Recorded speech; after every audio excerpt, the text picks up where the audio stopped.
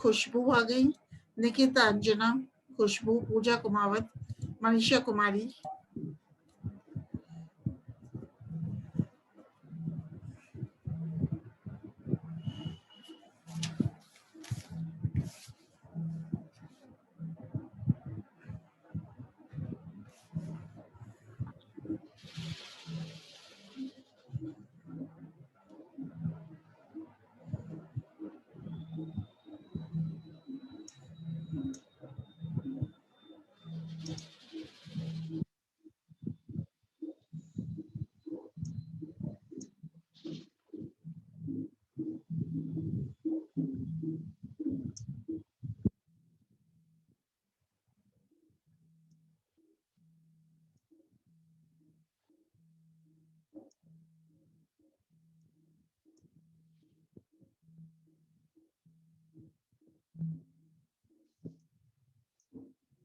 हाँ, संध्या मीणा, निकिता अंजना, खुशबू सिरोहिया, पूजा Kumawat.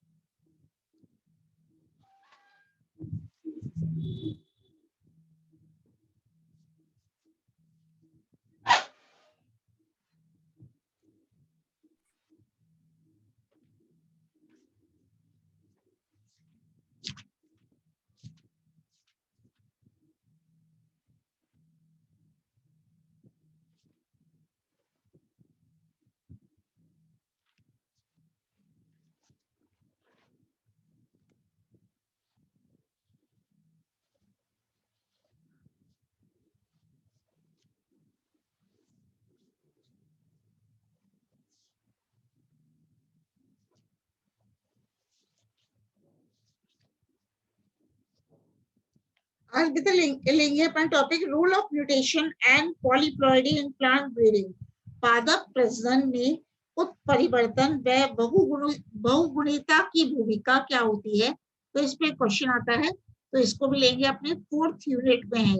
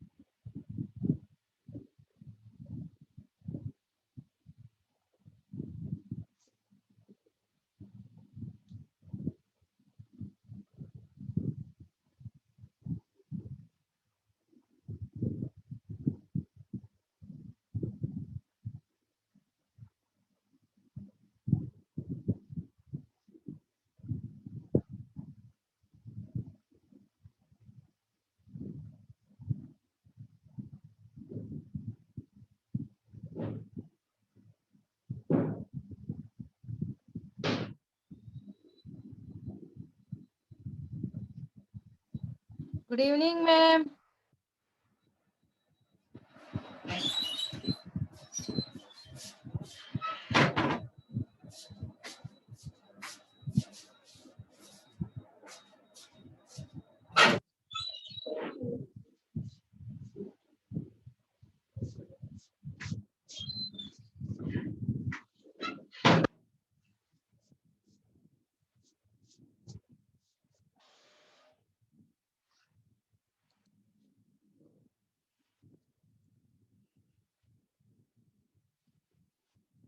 Good evening ma'am.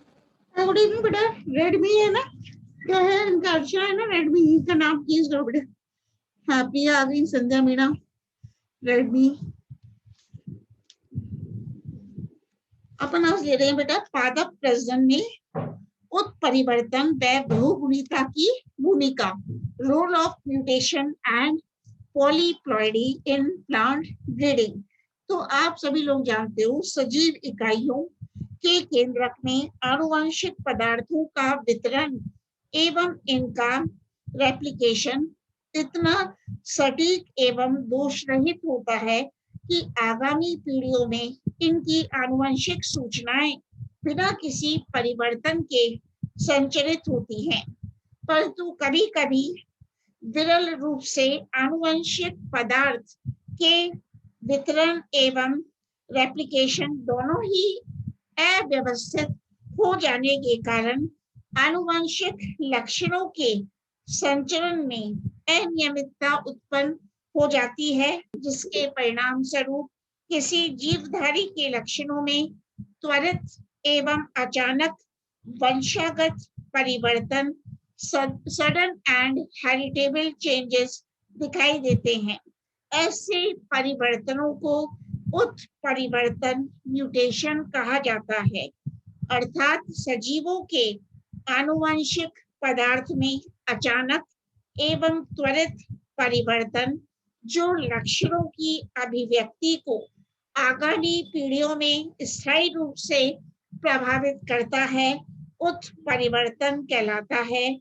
मतलब mutation is the sudden and abrupt changes in the genetic material. अब बात करते हैं उत्परिवर्तन की संक्षिप्त इतिहास के बारे में। तो सजीव जगत में उत्परिवर्तन का उदाहरण सर्वप्रथम राइट द्वारा चिन्हित किया गया था। जब राइट ने अपनी भेड़ों के झुंड में एक छोटी टांग वाले मेमने लैम्ब को देखा। बाद में इस प्रकार की भेड़ों से एक विशेष नस्ल की भेड़ एनकॉन ब्रीड, एनकॉन एनकॉन ब्रीड को विकसित किया गया। तो कहने का मतलब है उत्परिवर्तनों में वह सभी वंशानुगत परिवर्तन आते हैं जिनके कारण किसी सजीव का लक्षण प्ररूप फिनोटाइप ही बदल जाता है। इसी अवधारणा को लेकर हुगो डी विरिज, हुगो डी विरिज ने BRIES ने सबसे पहले उत्परिवर्तन शब्द का प्रयोग उन लक्षण प्ररूपी परिवर्तनों के लिए किया था जो कि वंशानुगत थे। वे सजीव जो इन लक्षणों को परिलक्षित करते हैं उनको म्यूटेंट कहा जाता है। तो किसी सजीव की दोनों प्रकार की कोशिकाओं, कायिक एवं जनन कोशिकाओं में उत्परिवर्तन दृष्टिगोचर हो सकते हैं, परंतु सोमेटिक सेल्स में, परंतु कायिक कोशिकाओं में पाए जाने वाले उत्परिवर्तन केवल एक ही पीढ़ी तक सीमित पाए जाते हैं। वहीं दूसरी ओर जर्म सेल्स, जनन कोशिकाओं में विकसित उत्परिवर्तन आगामी पीढ़ी में भी वंशागति करते हैं एवं आगामी पीढ़ियों में ये स्थायी रूप से परिलक्षित होते हैं। तो हुगो डी ब्रिज के अनुसार उत्परिवर्तन को जाति उद्भवन, स्पीसिएशन का महत्वपूर्ण आधार माना गया। यह निष्कर्ष उनके द्वारा, मतलब हुगो डी ब्रिज के द्वारा प्रस्तुत म्यूटेशन थ्योरी में प्रतिपादित किया गया था। बाद में मॉर्गन ने एक्स किरणों के प्रभाव से ड्रोसोफिला के नेत्र के रंगों में उत्परिवर्तन पर विस्तृत अध्ययन किया। तो एक स्लाइड मैं आपके साथ शेयर कर रही हूँ, ड्रोसोफिला में जो स्लाइड है, ठीक है। तो इसकी देखो बेटा, बाद में मॉर्गन ने एक्स-रेज के प्रभाव से ड्रोसोफिला के नेत्र के रंगों में उत्परिवर्तन पर विस्तृत अध्ययन किया।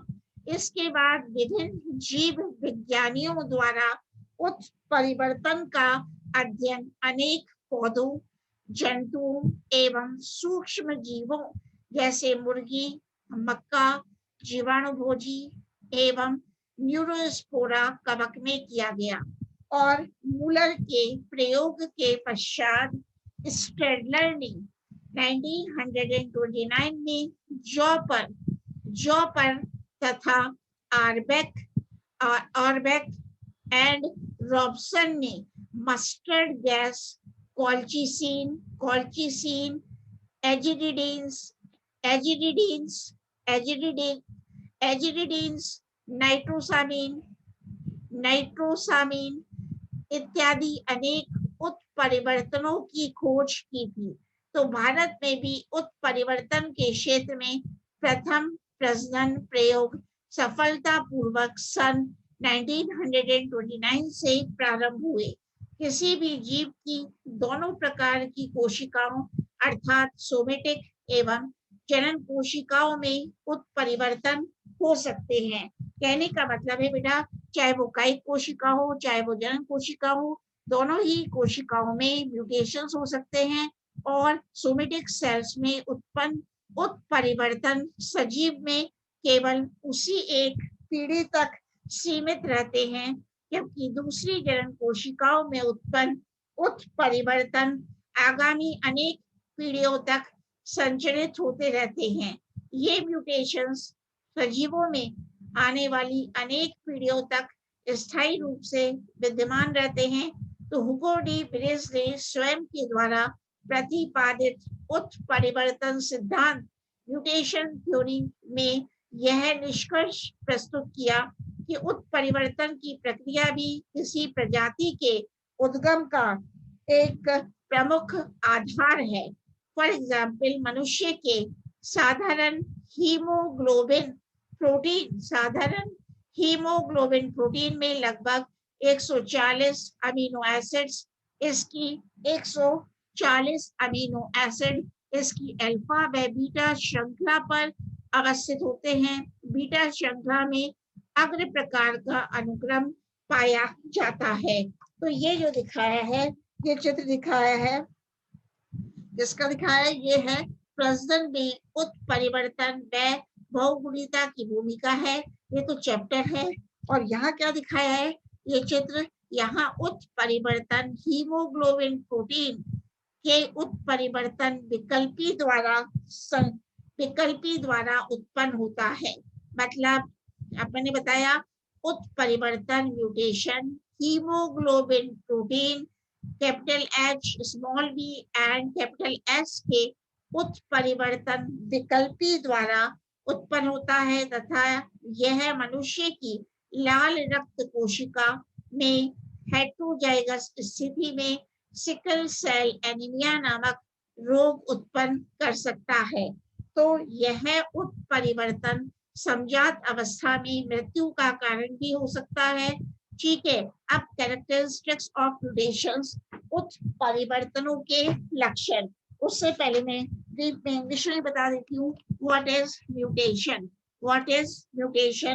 तो organisms exhibit species variation in their traits and characteristics. These variations could be environmental as well as genetical. मतलब different organisms show variations and these variations can be environmental variations or these variations can be genetical variations. So what is mutation? Mutation is a sudden heritable change in any organism or it is any permanent change in organism's DNA sequence which is heritable. So what is mutation?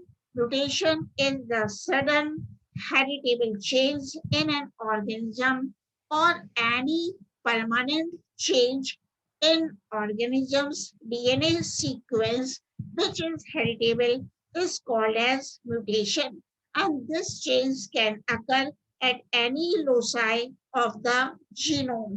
So Seth Wright in 1971 reported the first case of mutation in the form of a short-legged lamb in his flock of sheep.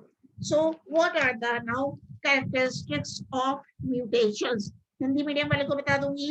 तो whatever be the reason of mutation shows the following characteristics.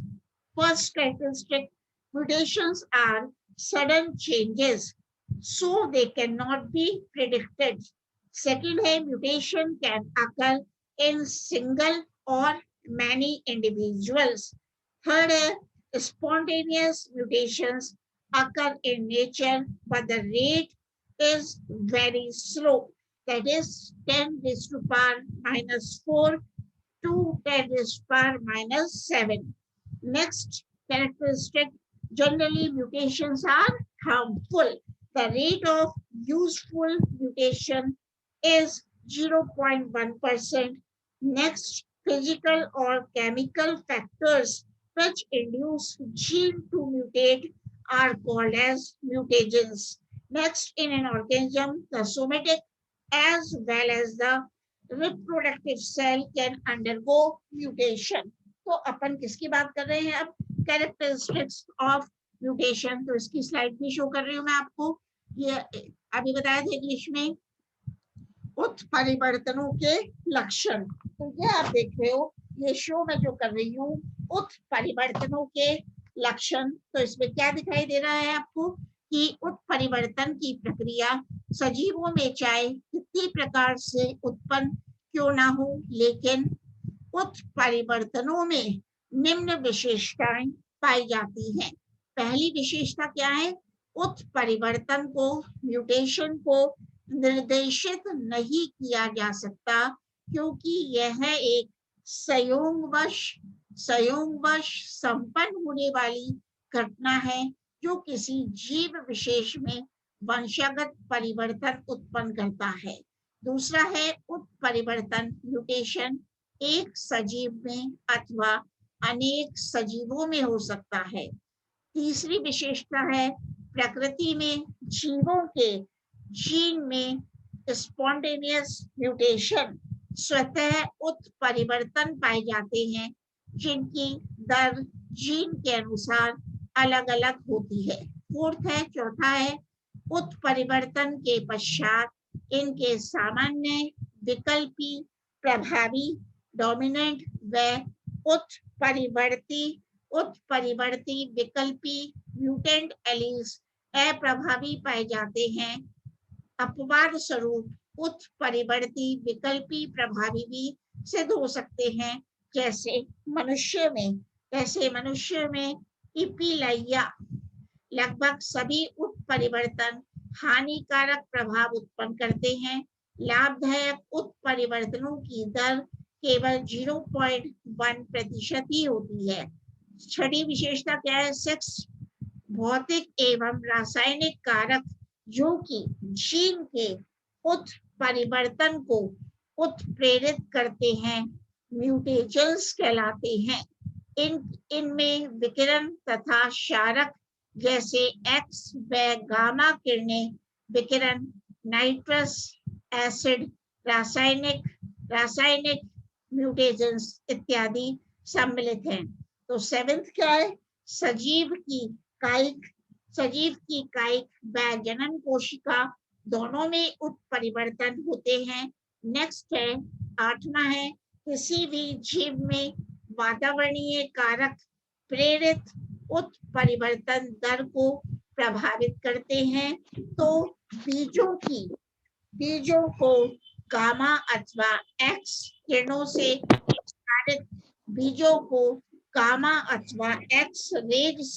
उपचारित किए जाने पर उत्परिवर्तन की दर में वृद्धि पाई जाती है. नाइन्थ विशेषता है, अधिकांश उत्परिवर्ती जीन बहुप्रभावी प्लियोट्रोपिक पाए जाते हैं. 10th है, सामान्य विकल्पी से उत्परिवर्ती उत्परिवर्ती विकल्पी में जब उत्परिवर्तन की प्रक्रिया होती है तो इसे अग्र या फॉरवर्ड म्यूटेशन अग्रिम उत्परिवर्तन एवं जब उत्परिवर्ती विकल्पी से सामान्य विकल्पी में उत्परिवर्तन होता है तो इसे प्रतिलोम उत्परिवर्तन रिवर्स म्यूटेशन कहते हैं। तो प्रथम प्रकार अर्थात अग्रिम उत्परिवर्तन की दर प्रतिलोम उत्परिवर्तन से अधिक पाई जाती है। अब बात करते हैं what are the types of mutations. What are the types of mutations. तो एक अपन चार्ट पहले देख लेते हैं बेटा, देखते हैं तो अगर इसमें आए तो चार्ट।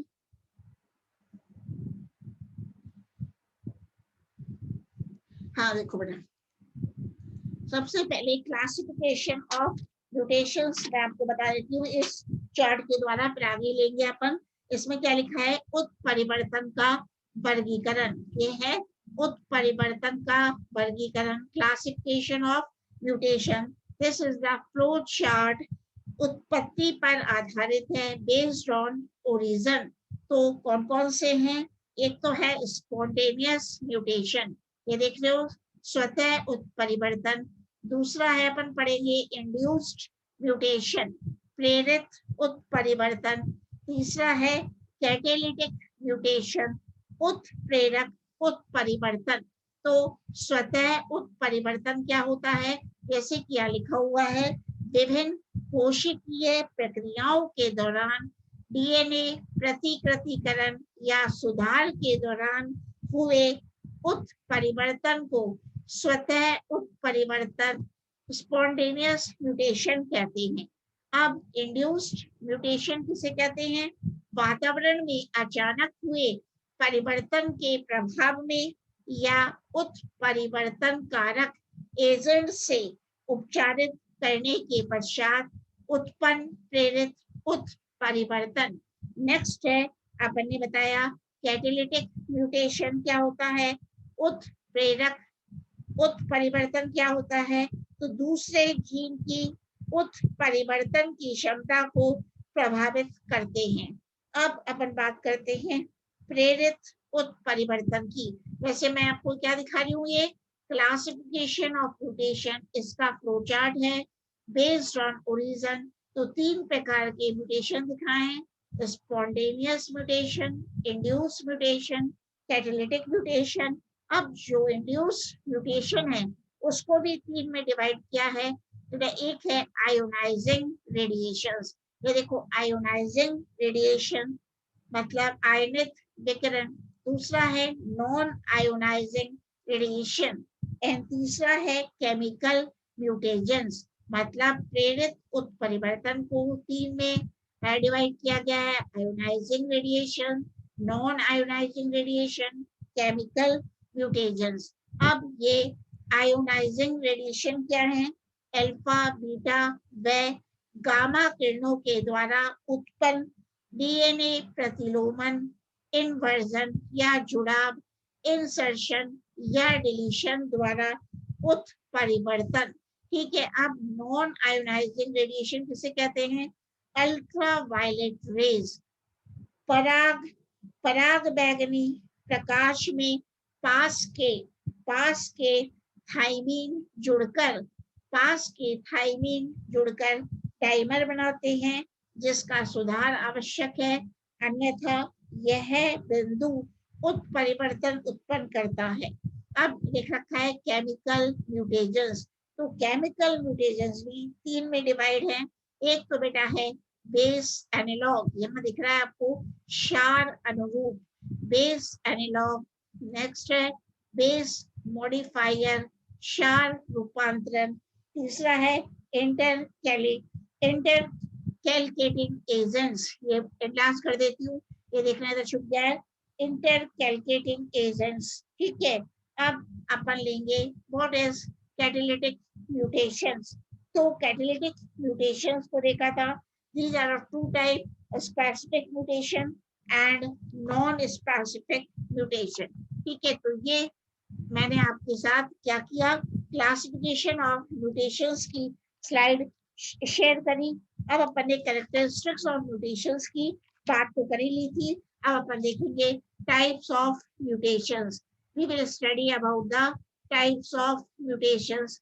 कौन कौन से हैं म्यूटेशंस के टाइप्स, कौन कौन से हैं। तो इसकी अपन स्लाइड को स्टडी करेंगे अब, या इसके बारे में स्टडी करेंगे कि टाइप्स ऑफ म्यूटेशंस, उत्परिवर्तन के प्रकार कौन कौन से हैं। तो इनके प्रभाव प्रकृति एवं उत्पत्ति के आधार पर म्यूटेशंस, उत्परिवर्तनों को मुख्य रूप से निम्न श्रेणियों में डिवाइड किया जा सकता है। फर्स्ट जैसे कि चार्ट में देखा था, on the basis of origin, उत्पत्ति के आधार पर, इनके उद्गम के आधार पर म्यूटेशंस। उत्परिवर्तन दो प्रकार के होते हैं, इस चार्ट में देखा था, नेचुरल और स्पॉन्टेनियस म्यूटेशन, प्राकृतिक या स्वतः उत्परिवर्तन।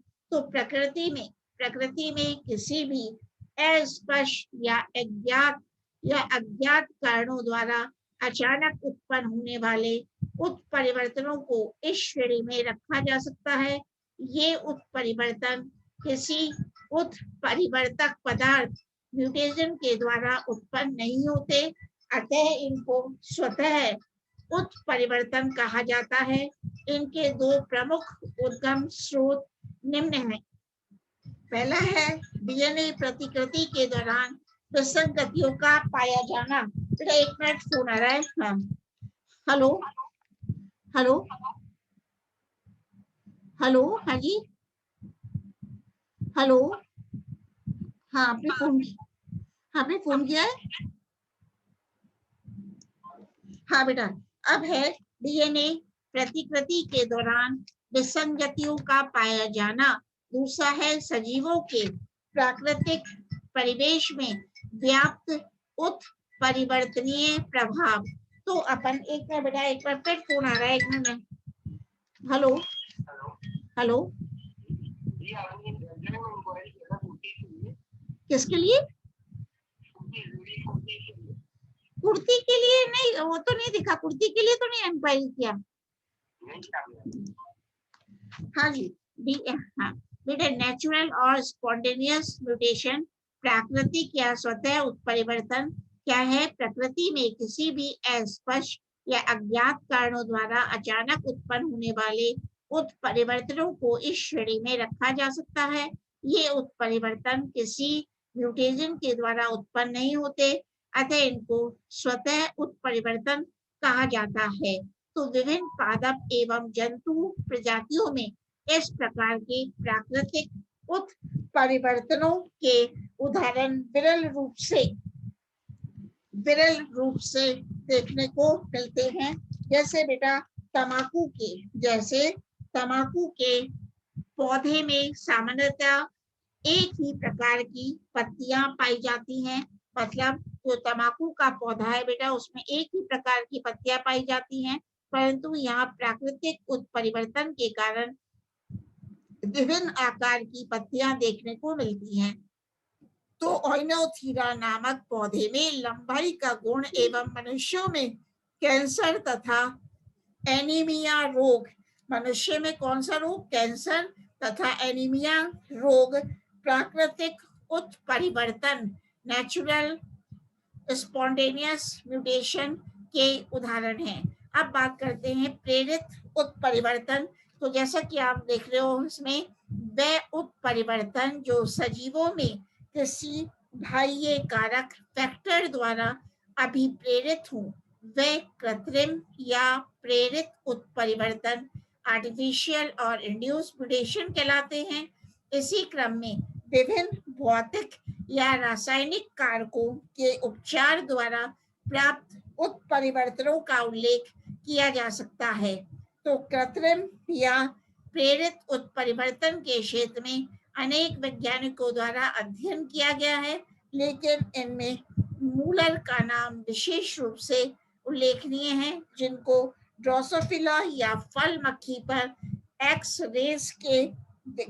रेज के विकिरण से उत्पन्न उत्परिवर्तनों का अध्ययन करने पर सन 1945 में नोबेल पुरस्कार से सम्मानित किया गया।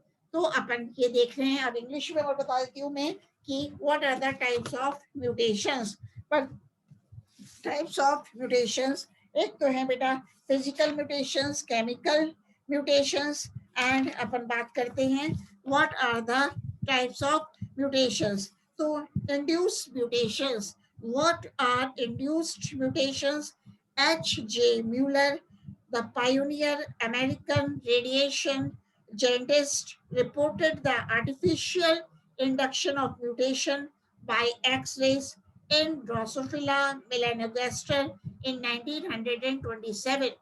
मतलब in Drosophila melanogaster, Mueller reported the mutation by X-rays, and later on, L. J. Stadler, the pioneer American plant breeder in 1920, induced mutation in the plants, that is barley and maize, by X-ray radiations.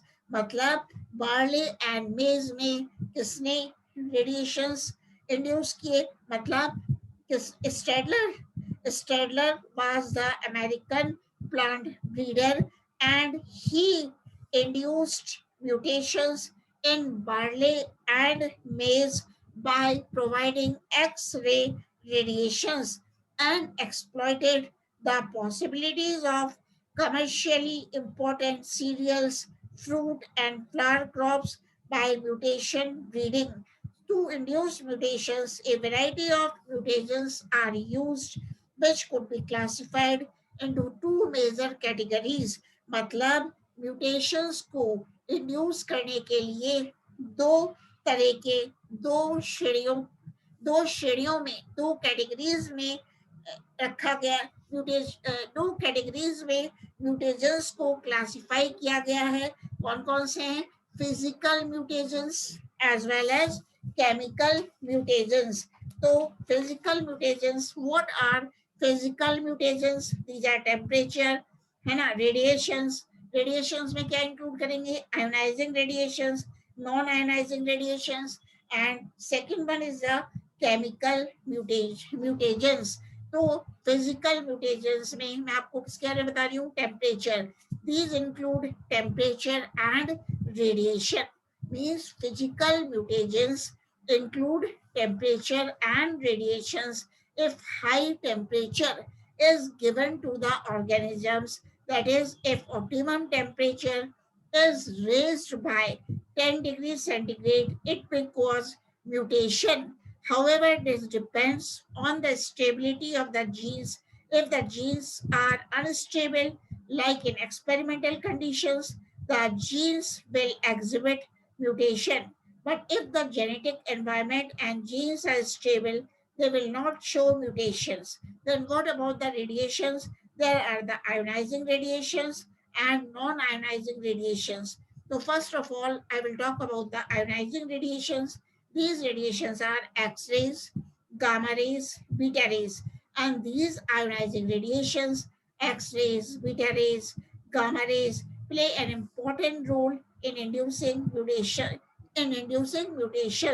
So Mueller and Stadler used X-rays to induce mutations in the fruit fly Drosophila and in plants, maize and barley. Stadler could bring a change in the length of a spike of barley by mutations. Mutations caused by X-rays are 80% lethal mutations. The plants remained stunted or burned after they are treated with these ionizing radiations. Then what are non-ionizing radiations? The most commonly used non-ionizing radiation is ultraviolet rays or ultraviolet light or ultraviolet light. They can induce mutation in the given organism. तो अपन ने इसकी बात कर ली थी, है ना। अब बात करते हैं on the basis of nature of their effect, उत्परिवर्तन प्रभाव की प्रकृति के आधार। एक तो है बेटा बायोकेमिकल म्यूटेशंस, जैव रासायनिक उत्परिवर्तन। दूसरा है स्पूरियस म्यूटेशंस। एक है on the basis of their directions, उत्परिवर्तन के दिशाक्रम के आधार पर। तो सबसे पहले जैव रासायनिक उत्परिवर्तन क्या होते हैं, बायोकेमिकल म्यूटेशंस क्या होते हैं। तो ऐसे उत्परिवर्तन जिनके द्वारा किसी सजीव के जैव रासायनिक घटक या उसकी कार्यकी अथवा जैव रासायनिक क्रियाएं, फिजियोलॉजिकल और बायोकेमिकल प्रोसेसेस प्रभावित हों तो उनको जैव रासायनिक उत्परिवर्तन कहते हैं। दूसरा है बेटा छदम या अचिह्नित उत्परिवर्तन, स्पूरियस म्यूटेशंस। तो इस श्रेणी में ऐसे उत्परिवर्तन आते हैं जो कि प्रभावी सजीव की एक पीढ़ी में तो दबे हुए या अचिह्नित होते हैं, परंतु आगामी पीढ़ी में क्रॉसिंग ओवर या जीन विनिमय के कारण अपने आप को प्रकट कर देती हैं। जैसे ड्रोसोफिला में नेत्र का गुलाबी रंग इसी तरह का उत्परिवर्तन है। नेक्स्ट अपन बात करते हैं उत्परिवर्तन के दिशाक्रम के आधार पर, on the basis of their direction. तो एक तो है बेटा अग्रदिशीय उत्परिवर्तन, फॉरवर्ड म्यूटेशन। दूसरा है प्रतिलोम उत्परिवर्तन, रिवर्स म्यूटेशन। तो फॉरवर्ड म्यूटेशन किसे कहते हैं, ऐसे म्यूटेशंस, ऐसे उत्परिवर्तन जिनके परिणाम स्वरूप सामान्य लक्षणों से असामान्य लक्षण उत्पन्न होते हैं, एबनॉर्मल कैरेक्टर्स उत्पन्न होते हैं। इस प्रकार के उत्परिवर्तन केवल यूनिडायरेक्शनल होते हैं, अर्थात इनके द्वारा उत्पन्न असामान्य लक्षणों से सामान्य लक्षणों का प्रादुर्भाव, ओरिजिन ऑफ नॉर्मल कैरेक्टर असंभव होता है, अतः यह इरिवर्सिबल होते हैं। सजीवों में प्रथम बार परिलक्षित सभी उत्परिवर्तन इसी श्रेणी के अंतर्गत आते हैं। दूसरी बात करते हैं रिवर्स म्यूटेशंस, प्रतिलोम उत्परिवर्तन, मतलब वह उत्परिवर्तन जिनकी परिणति असामान्य एबनॉर्मल से पुनः सामान्य नॉर्मल लक्षणों की ओर हो, उनको प्रतिलोम उत्परिवर्तन, रिवर्स म्यूटेशंस कहते हैं। जैसे अवशिष्ट पंख, वेस्टिजियल विंग्स वाली ड्रोसोफिला मक्खी में अचानक उत्परिवर्तन के परिणाम स्वरूप सामान्य पंखों वाले लक्षण का प्रकट होना इस प्रकार के उत्परिवर्तन का उदाहरण है। नेक्स्ट है on the basis of mutation site, on the basis of mutation site, उत्परिवर्तन स्थल के आधार पर। ठीक है बेटा, अभी 17:06 हो गए, मतलब 5:06 है ना, तो अब कल ले लेंगे। और किसी को कोई प्रॉब्लम है तो पूछो बेटा। ये 4th यूनिट चल रही है और जैसा कि आपने बताया था कि मतलब जैसा कि ग्रुप में आया था, आप लोग ऐसे ही प्रमोट कर दिए जाओगे। मैं नहीं कह रही अपनी तरफ से, किसने ग्रुप पे डाला था यूनिवर्सिटी की न्यूज, तो अच्छा है बेटा। कोविड की सिचुएशन इतनी फैल गई है तो अच्छा है, चलो ऑल द बेस्ट। अगर ऐसा होता है तो बिना एग्जाम के आप लोग प्रमोट कर दिए जाओगे, कि आपने प्रमोट करने भी चाहिए बेटा। आपने इतनी मेहनत करी है, फाइल बनाई है और एग्जामिनेशन की प्रिपरेशन आप फर्स्ट ईयर वाले कर ही रहे हो, सभी बच्चों ने बहुत मेहनत करी है। तो देखते हैं बेटा आगे क्या होता है। ठीक है, अभी कोई क्लास है क्या एजुकेशन की? सृष्टि, सुरंजना, प्रिया, अपेक्षा, संध्या? Yes ma'am. ठीक है बेटा। मैम मैम हमारी तो नहीं ठीक है। है बेटा, एंड कर देती हूँ मैं, आप लोग अटेंड कर लो। ठीक है।